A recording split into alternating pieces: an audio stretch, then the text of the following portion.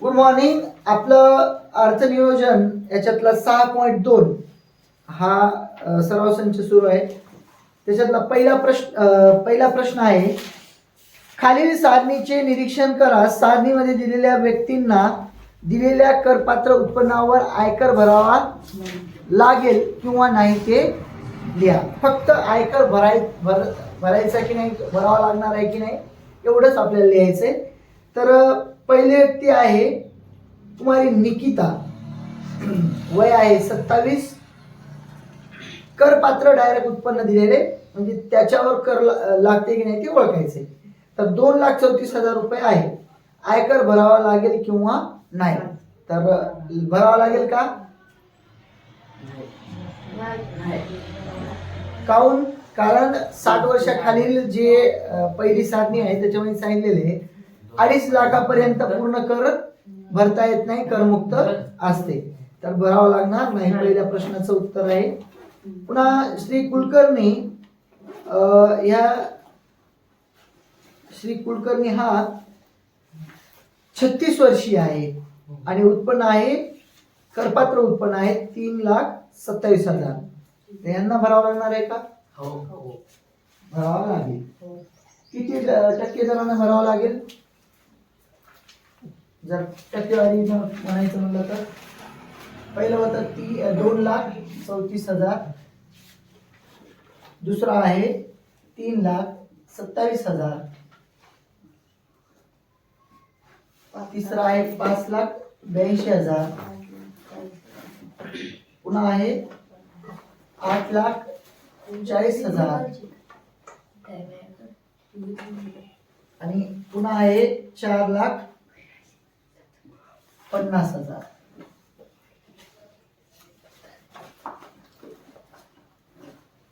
तर कुलकर्णी यांना कर भरावा लागेल.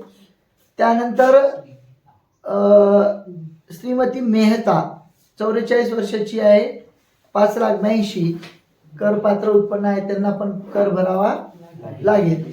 पुन्हा श्री बजाज 64 वर्षाचे आहेत, 8,40,000, तर ह्यांना पण कर भरावा लागेल. श्री डिसेल्वा 81 वर्षाचे आहेत, तर त्यांचं उत्पन्न आहे 4,50,000. तर 81 वर्षाचे व्यक्तीला मग भरावा लागेल की नाही? एकदा सारणी क्रमांक 3 चेक करून घ्या.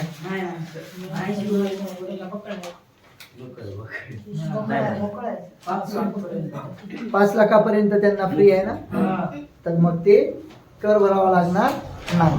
अशा पद्धतीने तुम्हाला तुमचा प्रश्न क्रमांक 1 चं उत्तर भेटलेलं आहे. इथं आयकर भरावा लागणार नाही, इथं भरावा लागेल.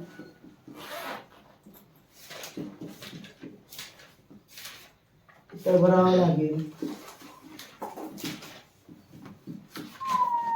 इथं पण भरावं लागेल आणि इथं भरावा लागणार नाही. ठीक आहे, पुढचा प्रश्न लिहा. दुसरा प्रश्न आहे, श्री करतार सिंग, वय आहे 48 वर्षे,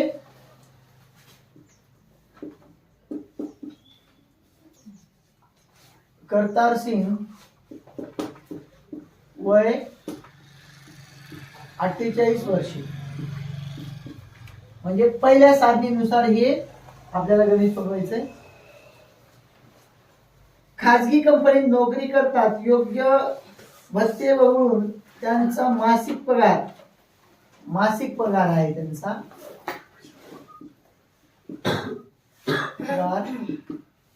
42,000 रुपये. ते भविष्य निर्वाह निधी खात्यात दरमहा भविष्य निर्वाह निधी 3,000 रुपये दरमहा, म्हणजे प्रति महिना त्यांनी 3,000 रुपये गुंतवतात. त्यांनी 15,000 रुपयांचे राष्ट्रीय बचत प्रमाणपत्र घेतले. राष्ट्रीय बचत प्रमाणपत्र 15,000 रुपये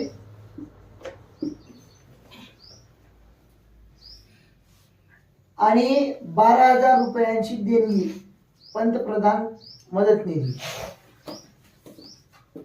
पंतप्रधान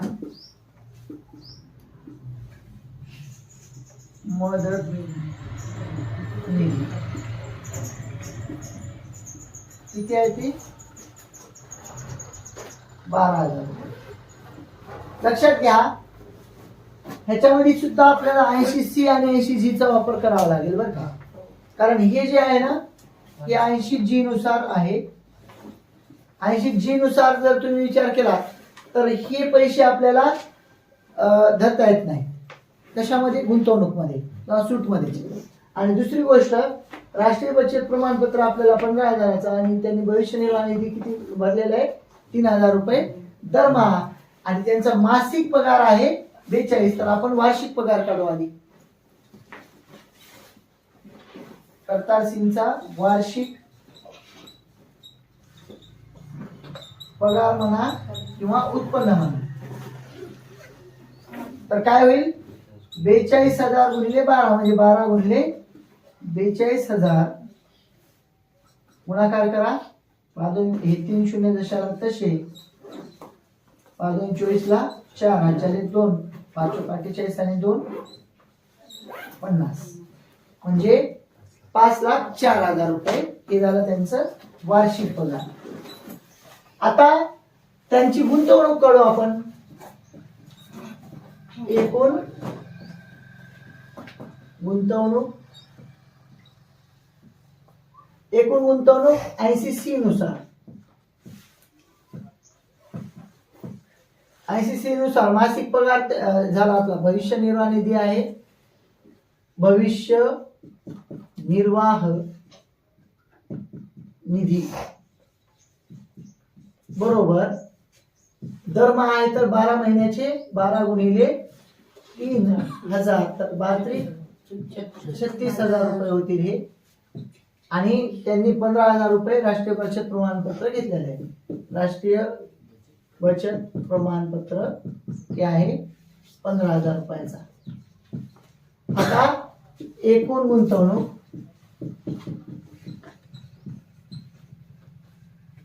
बरोबर ते किती येईल तुमची? दोघांची बेरीज 36,000 अधिक 15,000. 3 शून्य 5 आणि 6 11ला 1 अच्छाला 1 हे 51,000 रुपये त्यांची गुंतवणूक आहे. आपली एकूण गुंतवणूक काय झाली? 51,000 रुपये आलेले. आणि आपलं जे काही ते पंतप्रधान प्रमाणपत्र दिला होता ते होता आपला 12,000चा. तर करपात्र किंमत काढायची म्हणलं तर वार्षिक उत्पन्न वजा हे जे काही एकूण गुंतवणूक आहे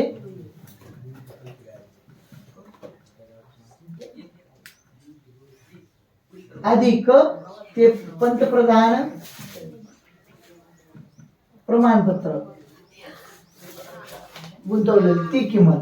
वार्षिक उत्पन्न आहे 5,04,000 वजा हे आहेत आपले 51,000 अधिक हे आपले किती आहे तिकडं 12,000 पंतप्रधान प्रमाणपत्र निधी दिलेले आहे ते. आता या दोघांची वजाबाकी करायची आहे.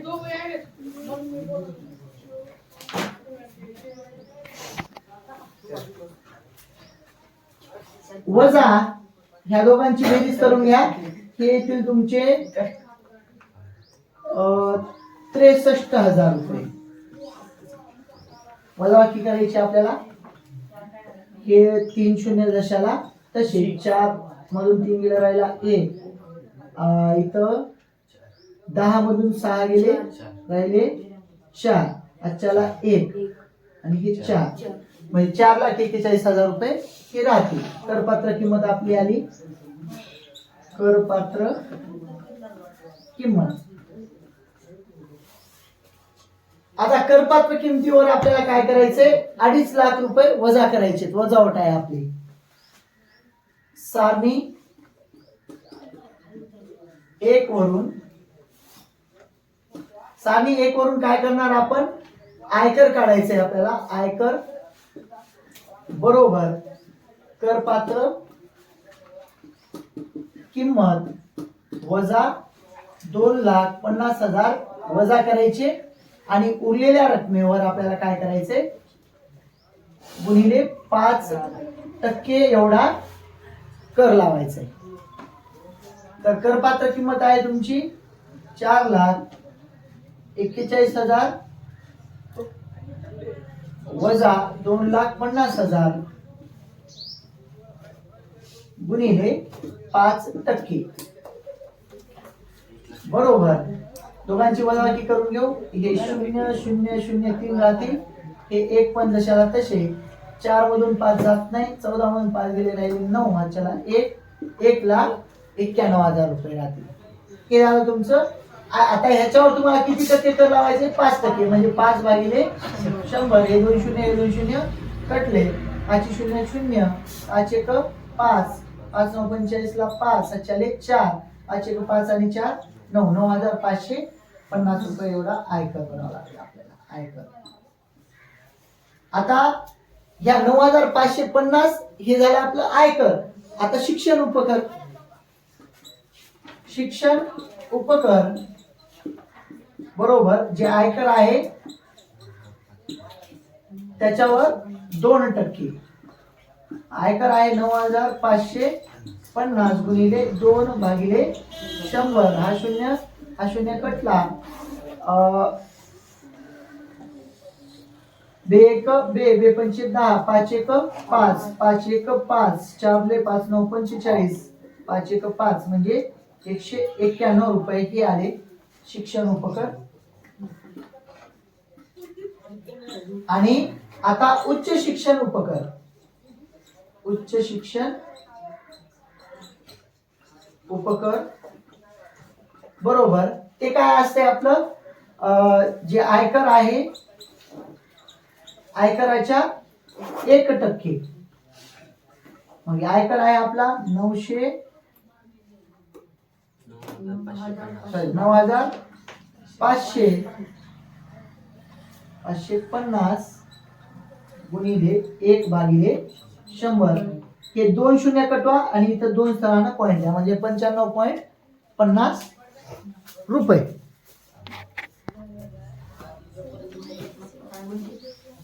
एकूण आयकर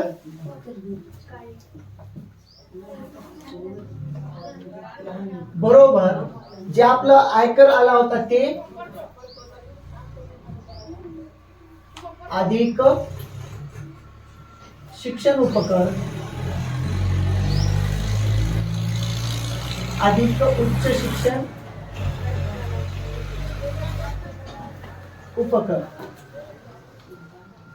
तर या तिघांची बेरीज येईल आपली बघा 9,550 अधिक ही आले होते आपले 191 अधिक 95.50.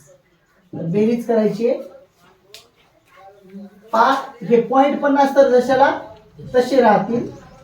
हे 5 हे 1 आणि हे 0 दोघांची बेरीज हे 6, हे 9 हे 9 18 आणि हे 5 23 ला 3 अचाले 2. आता 2 ते ह्याच्या खाली घ्या, हे 3 झाले.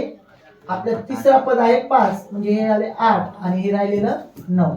9,836.50 रुपये एवढं आपलं काय येईल एकूण आयकर भरावा लागेल. या पद्धतीने सोडवायचं हे तुम्ही व्हिडिओ मध्ये बघून घ्या.